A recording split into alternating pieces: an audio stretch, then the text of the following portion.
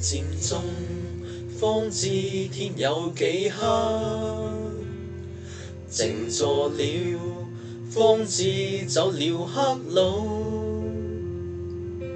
從晚間等清早，等政改的改進，還尚有多久先會得到？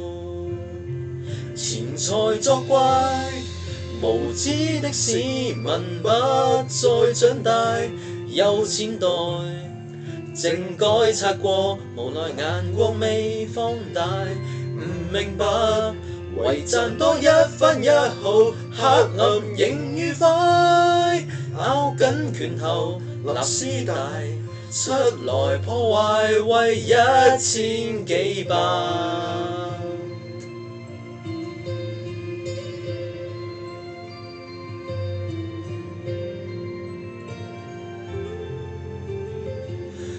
漸中不懂把事看懂，沉默了，香港走向黑路，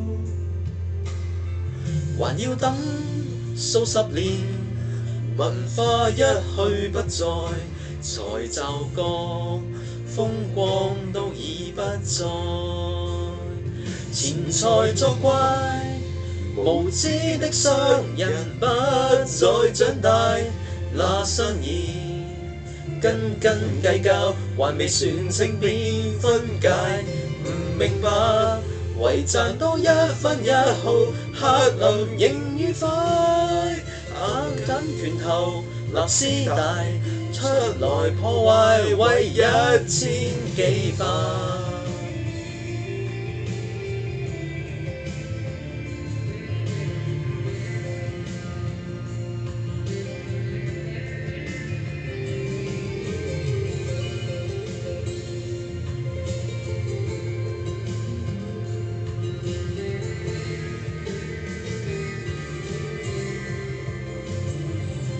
漸中的來盡握一生一世，未來才愉快。